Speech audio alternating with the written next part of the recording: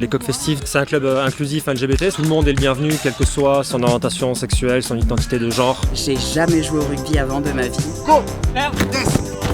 C'est bien! Un sport qui est quand même très codé, viril, masculin, hétérosexuel.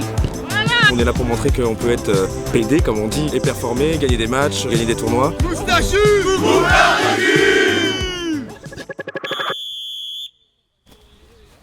Allez, en trottinant. Bonjour à tous. Bonjour! Merci d'être arrivés à l'heure. Les Coqs Festives, c'est un club inclusif LGBT, ce qui veut dire que tout le monde est le bienvenu, quelle que soit son orientation sexuelle, son identité de genre.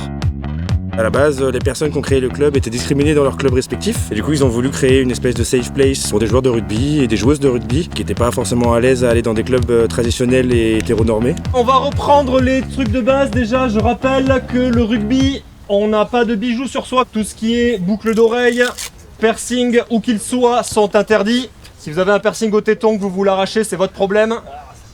On en est à notre 17e saison, on est partenaire de la Fédération Française de Rugby, de la Ligue Nationale de Rugby. Pour cette année, on a recruté à peu près 101 joueurs. Ça va de tous les niveaux, de débutants à confirmés, à intermédiaires. Beaucoup de gens qui ont fait du rugby dans leur jeunesse et qui, au moment où ils ont découvert leur orientation sexuelle, ont arrêté d'aller dans leur club référent.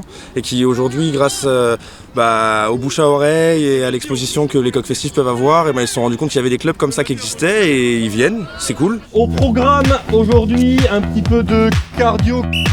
Allez messieurs, c'est les premiers appuis qui comptent! De la passe avant après contact. Ouais! Du plaquage. Go! Yes! C'est bien! Ah, c'est bien Charlotte! Du ruck et du jeu dans le dos. C'est pas ce que vous croyez. C'est ce qu'on appelle du rugby moderne.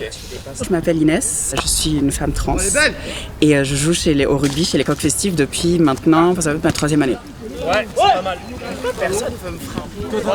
J'ai jamais joué au rugby avant de ma vie parce que, en grandissant, je me suis toujours dit que c'était pas un sport pour moi. Un sport qui est quand même très codé, viril, masculin, hétérosexuel. En fait, je sentais que c'était un environnement qui m'aurait été hostile et c'est vrai que c'était pas... Ça coulait pas de source en tout cas. En tout cas, jusqu'à ce que je découvre les Coqs Festives. Alors, on se baisse, on met l'épaule, on enserre et ensuite on pousse pour le faire tomber. J'ai trouvé une deuxième famille en fait, une équipe qui me soutient, non seulement acceptée et tolérée, mais vraiment soutenue, encouragée, poussée à me dépasser, poussée à progresser. Et c'est vrai que les entraînements chez les Coqs, ça fait partie de mon équilibre de vie en fait. À l'heure actuelle, j'envisage même pas de m'en passer.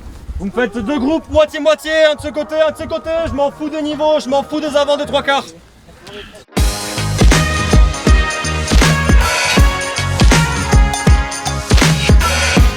Si ces clubs existent, c'est que c'est pour une bonne raison. Et aujourd'hui, force est de constater que dans encore beaucoup de clubs, on n'a pas ces ouvertures d'esprit. Quand on arrive en tournoi, les Coqs Festifs, ça nous arrive des fois d'entendre sur le terrain « Ah, allez, on va pas perdre contre des PD, ressaisissez-vous ».